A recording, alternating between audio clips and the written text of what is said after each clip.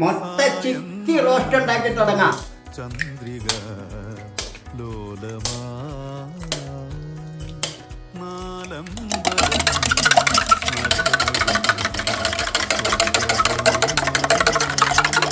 എണ്ണ ഒഴിക്കുന്നേ, കടുകിട്ടെ, കലക്കി വെച്ചിരിക്കുന്ന മുട്ട ഒഴിക്കാം. ആ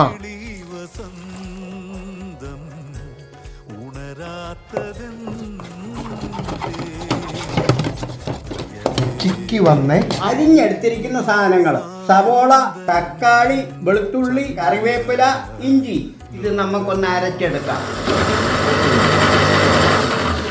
അരച്ചു വെച്ചത് ചേർക്കാം.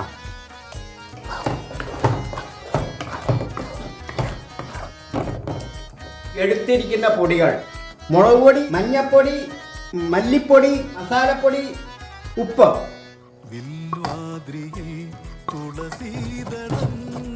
പൊടിയെല്ലാം ചേർത്ത് അച്ചായൻ മിക്സ് ചെയ്യുന്നേ.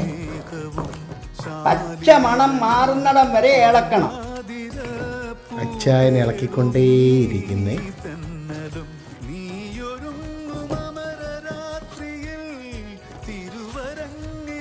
എളുപ്പത്തിൽ ഉണ്ടാക്കാൻ പറ്റിയ ഒരു പരിപാടിയായത്. നിമിഷ നേരം കൊണ്ട് പരിപാടിയായി. മക്കളെ, കുരുമുളക് പൊടി ഇട്ട് ഇളക്കി കൊടുത്താൽ മുട്ട ചിക്കി റോസ്റ്റ് റെഡി. ചക്കര അച്ചായൻ ഉണ്ടാക്കി തന്ന മുട്ട ചിക്കി റോസ്റ്റ്, അതാണിത്. ഞാനൊന്ന് കഴിച്ചു നോക്കട്ടെ. ആ, കഴിക്കുവാണേ. കഴിക്കേ. എന്ത് പറയാനാ മോനെ, ഭീകര ടേസ്റ്റ് കേട്ടോ.